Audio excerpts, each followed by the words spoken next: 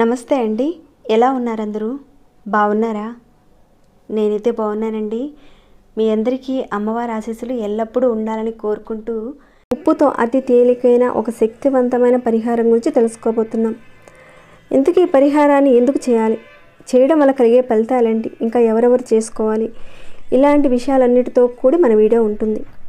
ఇక మిగతా వివరాల్లోకి వెళ్లే ముందు ఒక చిన్న రిక్వెస్ట్ అండి, కనీసం వీడియోని చూసేవారు ఒక చిన్న లైక్ చేయడం మాత్రం అసలు మర్చిపోకండి. సబ్స్క్రైబ్ కానివారు కొత్తవారు మొదటిసారిగా వచ్చి చూస్తుంటే మీలో మన ఛానల్లో అనేక రకాలైన సమస్యలకు తగ్గ పూజలు పరిహారాలు ఉన్నాయి. మీరు ఒకసారి ఛానల్లోకి వెళ్ళి చూసి మీ సమస్యకు తగ్గ ఏదైనా పూజను కానీ పరిహారాన్ని కానీ ఎంచుకొని ప్రయత్నం చేయండి. మీకు వచ్చిన రిజల్టే నాతో షేర్ చేసుకోండి. అలానే సబ్స్క్రైబ్ కండి, బెల్ బటన్ ప్రెస్ చేయండి, ఆల్ అనే నోటిఫికేషన్ తప్పకుండా యాక్టివేట్లో పెట్టుకోండి. వీడియోని ఎక్కడ స్కిప్ చేయకుండా ఎండ్ వరకు కనీసం చూడడానికి ప్రయత్నం చేయండి. అలా చూస్తే ఎలాంటి డౌట్స్ అనేటివి మీకు రావు. ఓకేనండి, ఇక మన విషయంకి వెళ్తాం. ఈరోజు మనం ఉప్పుతో అతి తేలికైన శక్తివంతమైన ఒక పరిహారం గురించి తెలుసుకుందాం. ఉప్పు అనేది ప్రతి ఒక్కరి ఇంట్లో ఉంటుంది. ఈ ఉప్పుని అనేక తంత్ర మంత్ర ప్రయోగాలకి, యజ్ఞాలకు ఉపయోగిస్తూ ఉంటారు. ఇంకా వశీకరణ ప్రయోగాలకు కూడా ఉపయోగిస్తారు.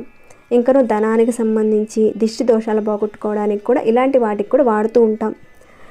ఈ ఉప్పుని లక్ష్మీ స్వరూపంగా చెప్తారు. ఉప్పులో ఒక అద్భుతమైన శక్తి అనేది దాగుంటుంది. దాన్ని మనం పట్టుకోగలిగితే మనంత అదృష్టవంతులు మరొకరుండరు. ఇంతకీ పరిహారాన్ని ఎవరు చేసుకోవాలి, ఎలాంటి సమస్యలు ఉన్నవారు చేసుకోవాలనేది కూడా చెబుతానండి.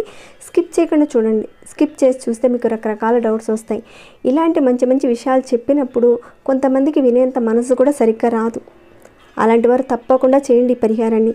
ఒక మంచి ఆలోచన మనకు రావాలన్నా, మనం తెలుసుకోవాలన్నా నకారాత్మక శక్తి అనేది మన మనసులో ఉండకూడదు. సకారాత్మక శక్తి ఉంటేనే మంచి మంచి ఆలోచనలు వస్తాయి.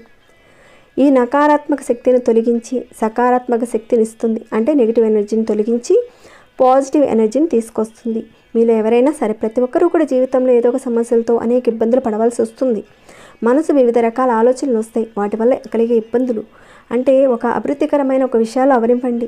మంచి ఆలోచనలు అనే వాటిని రాకుండా అడ్డుపడుతుంది. అది మీ మీద కనుక నకారాత్మక శక్తి ఉన్నప్పుడు మీకు ఏ పని మీద కూడా శ్రద్ధ పెట్టలేరు. మనసు అనేది ఉండదు. నకారాత్మక శక్తి మిమ్మల్ని ఏ పని కూడా చేయనివ్వదు.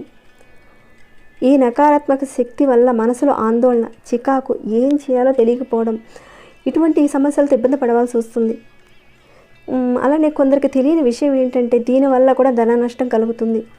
మీరు చేస్తున్న పనులు ఆగిపోతాయి. అనేక రకాలైన అనారోగ్య సమస్యలు వస్తాయి. కుటుంబ సభ్యుల్లో వారు ఎవరో ఒకరు వ్యసనాలకు గురైపోవడం, ఇబ్బంది పడటము, అంటే ఇక్కడున్న నెగిటివ్ అనేది ఇలాంటి వాటి మీద మిమ్మల్ని ప్రేరేపిస్తుంది. దానివల్ల స్త్రీలు కానీ పురుషులు కానీ డిప్రెషన్లోకి కూడా వెళ్ళిపోతారు. ఇక డిప్రెషన్లోకి వెళ్ళి ఆత్మహత్య చేసుకునే అంత సాహసాలు కూడా చేస్తారు. ఇటువంటి సమస్యలతో ఇబ్బంది పడుతున్న వారు ఈ పరిహారాన్ని తప్పకుండా చేయండి. ఈ పరిహారం ఖర్చుతో కూడింది కాదు, అతి పురాతనమైన పరిహారం ఇది. ఫలితం మాత్రం గ్యారంటీగా ఉంటుంది. తర్వాత మీరే అంటారు, మంచి పరిహారం చెప్పారండి, మాకు మంచి మార్పులు వచ్చాయని మీరే చెప్తారు. ఒకవేళ కొందరిలో అనుమానాలు రావచ్చు, ఈ పరిహారం చేస్తే అసలు రిజల్ట్ వస్తుందా రాదా, ఇలాంటి అనుమానాలతో ఉన్నవారు కూడా చేసినా కానీ రిజల్ట్ వస్తుంది. అంత మంచి పరిహారం. కుటుంబంలో గొడవలు అధికంగా ఉన్నా, సమస్యలు ఎక్కువగా ఉన్నా కానీ మీరు ఏ విధంగా బయటపడాలో తెలియక బాధపడుతున్నా, ఏ పని చేసినా పూర్తి కాకపోయినా కానీ, ఏదో ఒక సమస్యలతో గొడవలతో ఉన్నా కానీ మీరు చేస్తున్న పనులు పూర్తి అవ్వడానికి కూడా ఈ పరిహారం చక్కగా చేసుకోవచ్చు. ప్రతి ఒక్కరు కూడా చేసుకోవచ్చు. ఆడవారైనా మగవారైనా ఎవరైనా చేసుకోవచ్చు. ఈ పరిహారాన్ని ఆడవారు నెలసరి టైంలో కూడా చేసుకోవచ్చు. ఎలాంటి నియమ నిబంధనలు అంటూ ఏమీ లేవు. చేసే విధానం మాత్రం ఖచ్చితంగా ఉంటుంది. ఆ రకంగానే చేయాలి.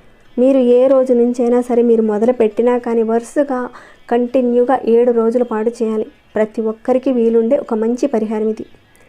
మధ్యలో గ్యాప్ అనేది రాకూడదు. 7 రోజుల పాటు ఖచ్చితంగా చేయాలి మీరు. ఈ పరిహారాన్ని ఉదయం నుంచి రాత్రి పడుకునే లోపల ఏ సమయంలోనైనా సరే చేయొచ్చు. ఇక ఈ పరిహారానికి మనకు కావాల్సింది కళ్ళుప్పు. సముద్రపు ఉప్పు అంటారు కదా, మెత్తటి ఉప్పును మాత్రం వాడకండి. కళ్ళుప్పును మాత్రమే వాడాలి. గళ్ళుప్పు అని కూడా అంటారు. ఒక్కొక్క ప్రాంతాల్లో ఒక్కొక్క రకంగా కూడా పిలుస్తారు. మరి మీ ప్రాంతంలో ఏమంటారో కూడా కాస్త తెలియజేయండి. తర్వాత ఇక్కడ పరిహారానికి పచ్చ కర్పూరం కావాలి. హారతికి ఇచ్చే కర్పూరం ఉంటుంది కదా, దాన్ని కాదు, పచ్చ కర్పూరమే తీసుకోవాలి. ఇక ఈ పరిహారానికి మీరు స్నానం చేసిన తర్వాతనే ఈ పరిహారాన్ని చేయాలి. ఏదైనా ఒక గదిలో కూర్చొని చేసుకోవచ్చు. దీన్ని మీరు పర్టికులర్గా పూజ గదిలోనే కూర్చొని చేయాలనేం లేదు. ఏదో ఒక గదిలో కూర్చొని చేసుకోవచ్చు. ఈ పరిహారాన్ని కింద కూర్చొని కూడా చేసుకోవచ్చు, కూర్చున్నప్పుడు ఆసనం వేసుకొని చేయండి, అలానే కుర్చీలో కూర్చొని కూడా చేసుకోవచ్చు. ఇక శుభ్రమైన ఒక క్లాత్ అనేది వేసుకొని కూర్చొని చేయాలి. మంచం మీద మాత్రం కూర్చొని చేయకండి. మీరు కింద కూర్చున్నా కుర్చీలో కూర్చున్నా కానీ మీరు తూర్పు వైపు ముఖం పెట్టి కూర్చొని చేయాలి. ఇక్కడ దీపారాధన అనేది ఆవు నెయ్యితో చేయాలి. ఖచ్చితంగా దేవుడు పటాల దగ్గర వెలిగించాలనేం కాదండి, మీరు కూర్చున్న చోటనే వెలిగించుకోండి. ఒక చిన్న ప్లేట్ అనేది పెట్టుకొని ఒక మట్టి ప్రమిది కానీ మామూలు కుంది కానీ పెట్టుకొని దీపారాధన చేసుకోవాలి. అంటే ఈ దీపారాధన చేయడానికి ముందు మీరు తూర్పు వైపుగా కూర్చొని దీపారాధన మాత్రం మీ వైపుగా చూస్తున్నట్టుగా వెలిగించుకోవాలి. అంటే మీరు తూర్పు వైపుగా ముఖం పెట్టారు, దీపం మాత్రం పడమర వైపుగా చూస్తూ ఉండాలి. ఆ దీపం అనేది 2 ఒత్తులు వేసి విడివిడిగా దీపారాధన చేయండి. దీపారాధన చేసిన తర్వాత ఒక 7 ఉప్పు కళ్ళు చిన్న ముక్కలు ఒక 7 తీసుకోండి. కుడి చేతిలో ఒక 7 తీసుకోండి, అలానే ఎడమ చేతిలో ఒక 7 పెట్టుకోండి. చిన్న ఉప్పు కళ్ళు తీసుకోండి. తర్వాత ఒక్కొక్క చేతిలో అంటే కుడి చేతిలో ఒక పచ్చకర్పూరం బిళ్ళను పెట్టుకోండి, అలానే ఎడమ చేతిలో కూడా ఒక పచ్చకర్పూరం బిళ్ళను పెట్టుకోండి. ఇదంతా మీరు దీపారాధన చేసిన తర్వాత 2 చేతుల్లోనూ పెట్టుకొని 2 చేతులు కూడా ఈ రకంగా ముయ్యండి. పై వైపుగా ఈ రకంగా ముయ్యాలి, కింద వైపుగా ముయ్యడం కాదండి. ఇక్కడ నేను చూపిస్తున్నాను కదా, ఈ రకంగా ముయ్యాలి మనం. ఇలా మూసి గుప్పిడితో మూసి ఒక 5 నిమిషాల పాటు ఆ దీపాన్ని మీరు చూస్తూనే ఉండండి. మీ చూపు దీపం వైపు ఉండాలి, ఆ దీపపు వెలుగుని మీరు చూస్తూ ఉండాలి. ఇది చేస్తున్నప్పుడు మధ్యలో ఎవరితోనూ మాట్లాడకుండా ఒక 5 నిమిషాల పాటు అలానే కూర్చోవాలి. అంటే వేరే ఇతర ఆలోచనలు అనేది పెట్టుకోకుండా ఎవరితోనూ మాట్లాడకుండా దానివైపే చూస్తూ ఉండండి. ఇదంతా కూడా మీరు ముందుగానే ఒక ప్లాన్ చేసుకొని చక్కగా కూర్చొని చేయండి. 5 నిమిషాలు అయిపోయిన తర్వాత మీ చేతిలో ఉన్న పచ్చ కర్పూరాన్ని ఆ ఉప్పుని ఒక ప్లేట్లో పెట్టండి. 5 నిమిషాల పాటు మీరు చూసి ప్లేట్లో పెట్టిన తర్వాత మీ బాల్కనీలో కానీ మీ ఇంటి బయట కానీ టెర్రస్ మీద కానీ అలా మీరు బయటికి వెళ్ళినప్పుడైనా సరే అక్కడ అంటే మీరు బయట వైపునే చేయాలి. ఇదంతా ఇంటి లోపల కాకుండా బయటకి తీసుకువెళ్ళి ప్లేట్లో వేసి వెలిగించాలి. అందులో పచ్చకర్పూరం పెట్టారు కాబట్టి పచ్చకర్పూరాన్ని మీరు వెలిగించండి. ఇక వెలిగించిన తర్వాత ఆ ఉప్పు అనేది పగలడం అనేది స్టార్ట్ అవుతుంది. అది ఏ రకంగా పగులుతుందో అలా మీలో ఉన్న నెగిటివ్ ఎనర్జీ, ఇంట్లో ఉన్న నెగిటివ్ ఎనర్జీ అంతా కూడా పగిలిపోతుంది అనమాట. అంటే పూర్తిగా పోతుంది. కాకపోతే అది పేలేటప్పుడు కాస్త మీరు దూరంగా ఉండండి, అది పేలి మీ మీద పడే అవకాశం ఉంటుంది. కేవలం ఉప్పును వెలిగించేది మాత్రం ఇంట్లో మాత్రం చేయకండి, బయటనే చేయాలి ఈ పని. అవకాశం లేదండి ఇంటి బయట చేయడం అంటే చేయకండి, ఎందుకంటే ఇంట్లో చేయడం మంచిది కాదు. దీనిని ఏ రోజు నుంచి అయినా సరే మీరు మొదలుపెట్టి వరుసగా 7 రోజుల పాటు కంటిన్యూగా చేయాలి. ఈ దీపారాధన మీరు చేసిన తర్వాత 24 గంటల్లోనే మీకు మార్పు కనపడుతుంది. ప్రతి ఒక్కరు ఈ పరిహారాన్ని చేసి చూడండి. ఎప్పుడూ ఏదో ఒక మానసిక చింత, మనశ్శాంతి లేకుండా ఉండి బాధపడేవారు తప్పకుండా చేసుకున్నట్లయితే అదంతా కూడా ఆ బాధ అంతా కూడా తొలగిపోతుంది. ఆ సమస్యలు ఎవరికైతే ఉన్నాయో వారు మాత్రమే చేయండి, సమస్యలు లేని వారు చేయనవసరం లేదు. ఇది చాలా పురాతనమైన పరిహారం. ఇలా చేసిన తర్వాత మిగిలిపోయిన ఆ కళ్ళుప్పుని అదంతా కూడా షింకులో వేసేయండి. ఇక దీపం వెలిగించిన ఒత్తులు ఉన్నాయి కదండి, వాటిని తీసుకువెళ్ళి చెట్టు మొదట్లో వేసేయండి. ఎవరూ తొక్కని ఒక ప్రదేశంలో వేయండి. ఈ పరిహారంలో అతి శక్తివంతమైన శక్తి అనేది ఉంటుంది. ఈ పరిహారం చేసిన 24 గంటల్లోనే మీకు మార్పు కనపడుతుంది.